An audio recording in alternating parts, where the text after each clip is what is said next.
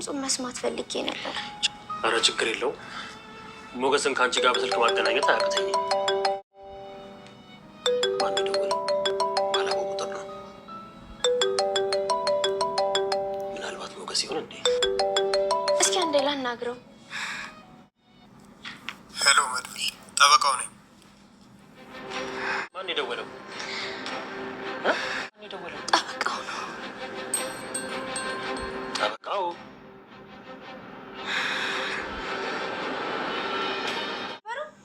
ታዲያ የሁሉ ተስፋ መቁረጥ ከየት መጣ? እንዴ ምን ላድርግ ሉላ? ብዬ ቢደክምኝ እኮ ነው። ይሄ ምስኪን ሰው በእኔ ምክንያት እየተንገላታ። ቆይ አሁን አለሁ አልሞትኩም ብዬ ብሄድ ራሳቸው ይገሉኛል።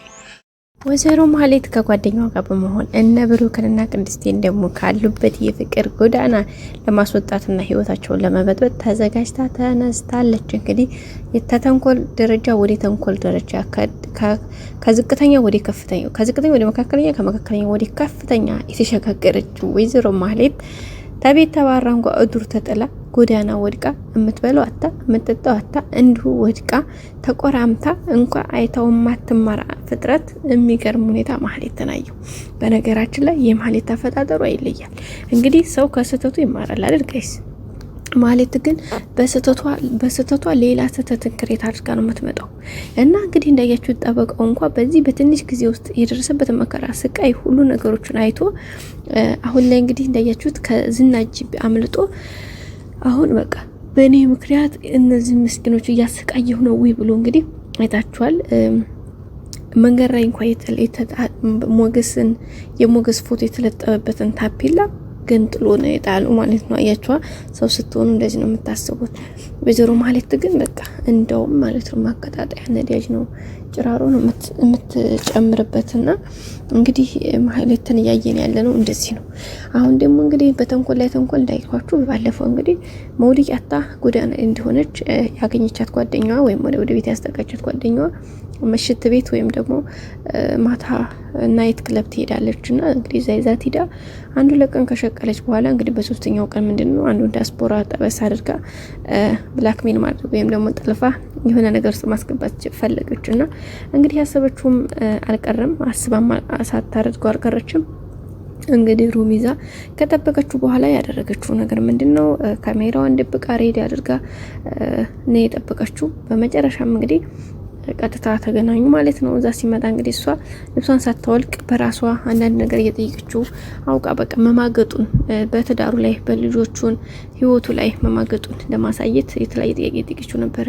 ጥያቄውን ስትጠይቀው እንግዲህ እሱም ታይ እንጂ ስለሚስቱ ሚስትን ትወዳታለህ፣ ትዳር አለህ፣ ልጆች አሉ እያለች ነበር ስትጠይቅ ነበረውና አሁን የጥያቄ መጠየቃውን እንደምናም ያላት ነበር። እሷ ምክንያቱም መረጃ የምትፈልገው የሱ መማገጡን ካፉ የሚወጣውን ቃላት ነው የምትፈልገውና በዛ ምክንያት እንግዲህ አንዳንድ ነገሮችን ካስረፈለፈችው በኋላ በመጨረሻ ያደረገችው ምንድነው መቀማት የተመኘችው ነው ያደረገችውና ከዛ በኋላ እንግዲህ ልብስን አውልቅ ብላ እሱ ልብስን አውልቆ ከጨረሰ በኋላ እሷ ምን አደረገች? መብራቱን አጥፋልኝ አንዴ ልብስ ላውልቅ፣ መብራት ኦን ሆኖ በጣም ይደብረኛል በማለት ቀጥታ ብድግ ብላ እንግዲህ መብራቱን ሲያጠፋላት የደበቀቻትን ካሜራዋን አንስታ እየሮጠች ነው የወጣችው። ከወጣች በኋላ ሰውየው እንግዲህ ሲፈልጋት የለችም። ከዛ በኋላ ተናደደ፣ ሄደ፣ ምናምን አለፈ፣ ሁሉም ነገር ቀረ። ከዛ እንግዲህ በማግስቱ ደውላ ቴሌግራም ላይ ላኩልን ቪዲዮ እየው በፍጥነት እየው በማለት ነበረ ያለችው ማለት ነው። ከዛም እንግዲህ እሺ ብሎ ከዛ በኋላ ያንን እንግዲህ ካደረገላት በኋላ የሆነው ነገር ምንድነው? ያንን ነገር ካደረገ በኋላ ቪዲዮውን ሲያዩ በጣም ነው የደነገጠው። ስለዚህ ይሄን ቪዲዮ አይተህ 500,000 ብር ወይም ደግሞ ግማሽ ሚሊዮን የኢትዮጵያ ብር በአካውንቴ ካስገባህ እዚሁ ጋር ህይወቱ ይቆማል። አለበለዚያ ግን ለቤተሰብህ፣ ለጓደኛህ፣ ለትዳርህ፣ ለልጆች ማትጨነቅ ከሆነ ደግሞ ሶሻል ሚዲያ ላይ ይበትነዋለሁኝ በማለት ነበር እንግዲህ የማስፈራሪያ ቃል እንትን ያለችው። እሱም በጣም ተናዶ ነበረ።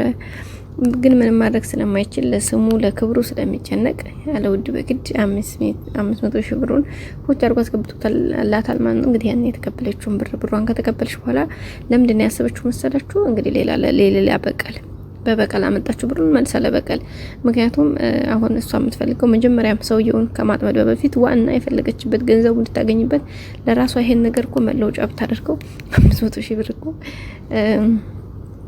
በቃ ጀስት ብዙ ነገር ያሰራል። እውነት ለመናገር ምናልባት ቤት መኪና ምናምን ባይገዛ እንኳን የተወሰነ ነገር የስራ ማስጀመሪያ የሆነ ነገር ይሆናታል ራሷን ለመለወጥ። እሷ ግን ጎዳና እያደረኝ ሴት አዳሪ ናይት ክለብ እያመሸች ሰዎችን ልትበቀል ተዘጋጃለች። አያችሁ አንዳንድ ሰው አእምሮ ሲደድብ ማሰብ ሲተው በቃ አለ አይደለ ከሰውነት ጎዳና ሲወጣ እንደዚህ አይነት ሰው እንደ ማለት ተነስቶ ትሆናላችሁ። እና የምር በጣም ነው ያሳገችኝ። እና በመጨረሻ ያደረገችው ነገር ምንድነው? የሆነው ነገር ሆኖ አሴንት በመጨረሻም እንግዲህ ጓደኛዋን በመጠቀም ከና ብሩክ ቤት እንግዲህ ሰራተኛ መስራ በመግባት ነገሩ እንድታተረማምስ እንግዲህ ቅድስትና ብሩክን እንድታተረማምስ ያው ተልኮ ሚሽን ተሰጥቷታል። እሷም አሁን ተስማምታለች። ሰው የሰው ህይወት አጥፊ ካላልሽ በስተቀር ችግር የለውም እወጣዋለሁ ብላ እንግዲህ ፕሮሚስ ገብታላታለች። እሷም እንግዲህ የብሩ ምናምን ነገር ተመካክረዋል። በእርግጠኝነት ብትሄድም ይነቃባታል ተስፋ አድርጋለሁ። እነ ቅድስትን ማህሌት እግዚአብሔር ይመስገን ደስ የሚለው እኮ በተንኮል ላይ ተንኮል አስባ እንትን የምትለው አሁን በባለፈው ፈጣሪ ነው የቀጣኝ እያለች እዛ መንገድ ላይ ስልኳን ስትቀማ በቃ የእጇን ስልክ ሳይቀር ተቀምጣ እንግዲህ ከምግብ ቤት ቡሌ ለምና ስትበላ እንግዲህ ከነ ሶፍቱ የተጣለበት ምግብ ያን ሶፍቱን እንደዚህ እየጣለች እንጀራው እንደዚህ ያረግች እየበላች ነበር። ያንን ቀን ረስታ አሁን መልሳ ያላትን ያንን ገንዘብ ያመጣችውን ገንዘብ ለሌላ በቀል ተጠቀማለች። አያችሁ ጋይስ አዳን እንደዚህ አይነት ሰው እንዴት ያሰበ ይሳካለታል? እንዴት ሰው ሊኖር ይችላል? እንዴት እግዚአብሔር ያግዘዋል? አንዳንድ ሰዎች እንደዚህ ናቸው ጋይስ የምር ማለት ነው። የራሷ አሮባት የሰው ታማስላለች። የራሷ ህይወት ተበላችሁ ራሷን ህይወት ማስተካከል ስትችል እዛ ማዶ ሄዳ የነሱን ህይወት ታላበላሹ። ታውቃላችሁ እንደዚህ አይነት ሰው ከንቱ ነው። ሌላው ደግሞ እኔ በጣም ያስደሰተኝ ዛሬ እንግዲህ ጠበቃው ተገኝቷል። ጠበቃው ለመድብል ደውሎለታል። መድብል በጣም ተደስቷል። ሉላም ሰምታለኝ። በጣም ደስ የሚል ዜና ነው። ሞገስ እንግዲህ እየተሳደደ ነው። እግዚአብሔር ይመስገን። በጣም ደስ የሚለው ነገር እስካሁን እንኳን በፖሊሶች ያልተያዘ እስካሁን ተይዞ ቢሆን ታስሮ ቢሆን በጣም ሌላ ሪስክ ይመጣ ነበር። በቀጣይ ክፍል እንገናኝ። ሰላም ቆዩ። ባይ ላይክ አይረሳ።